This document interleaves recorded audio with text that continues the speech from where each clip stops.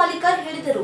ಕರ್ನಾಟಕದ ಕೆಲವು ಜಿಲ್ಲೆಗಳಲ್ಲಿ ಸುರಿದ ಭಾರಿ ಮಳೆಯಿಂದ ವಿಜಯಪುರ ಜಿಲ್ಲೆಯ ಕೋಲಾರ ತಾಲೂಕಿನ ರಸ್ತೆಗಳು ತೆಗ್ಗು ಗುಂಡಿಕೆಗಳು ಬಿದ್ದು ಹದಗೆಟ್ಟು ಹೋಗಿವೆ. ಇದರಿಂದ ದಿನನಿತ್ಯ ಓಡಾಡುವ ಸಾರ್ವಜನಿಕರಿಗೆ ಸಮಸ್ಯೆಯಾಗಿದೆ.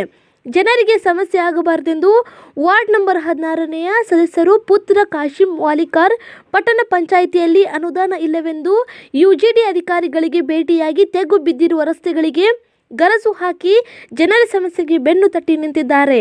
ಇದಲ್ಲದೆ ವಾರ್ಡ್ನಲ್ಲಿ ಜನರಿಗೆ ಯಾವುದೇ ಸಮಸ್ಯೆ ಇದ್ದರೆ ಸಮಯ ಬಂದರೆ ಸ್ವಂತ ಹಣ ಖರ್ಚು ಮಾಡುತ್ತೇನೆ ಎಂದು ಹೇಳಿದರು.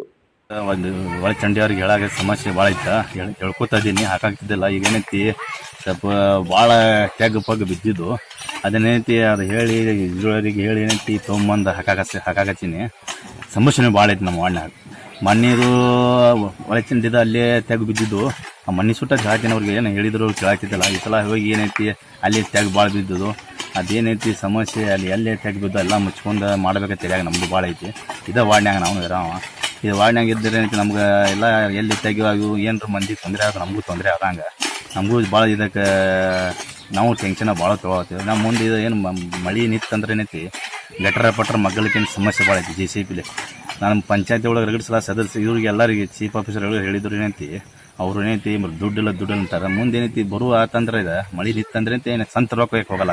ಅದೆಲ್ಲ ಮಂದಿಗೆ ಸಮಸ್ಯೆ ಏನೈತಲ್ಲ ನಾನು ಮಾಡ್ಕೊಡ್ತೀನಿ. ಇನ್ನು ಮುಂದೆ ಏನೈತಿ ಮಳೆ ಸಂಬಂಧ ಏನೈತಿ ತೊಂದರೆ ಭಾಳಾಗಿದೆ. ಎಲ್ಲ ರೋಡ್ ಹಾಕಿದ್ದಾವ ಇವು ಇದೇನೈತಿ ಕೊರೋನಾ ಸಂಬಂಧ ಏನೈತಿ ನಿಂತಿದ್ದ, ಇದು ಏನೈತಿ ಕೊರೋನಾ ಸಂಬಂಧ ನಿಂತೈತೆ. ಬಜೆಟ್ ಆಗೋದಿತ್ತು, ಕೊರೋನಾ ಸಂಬಂಧ ಏನೈತಿ ಪೆಂಡಿಂಗ್ ಉಳಿತು.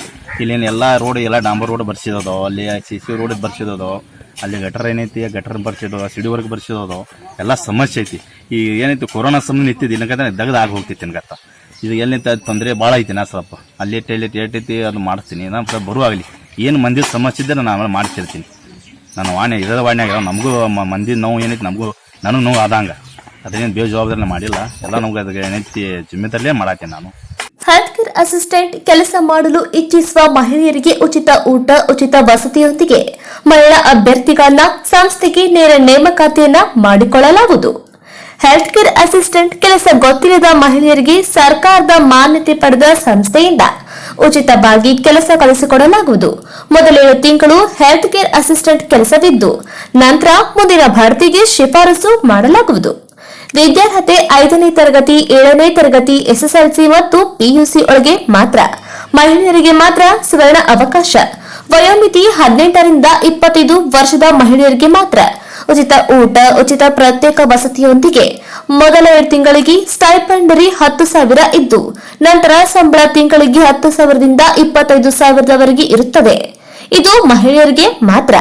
ಏಜೆನ್ಸಿ ಅಲ್ಲ, ಇದು ಸರ್ಕಾರದ ಮಾನ್ಯತೆ ಪಡೆದ ಸಂಸ್ಥೆಗೆ 900 ಮಹಿಳಾ ಅಭ್ಯರ್ಥಿಗಳಿಗೆ ನೇರ ನೇಮಕಾತಿ.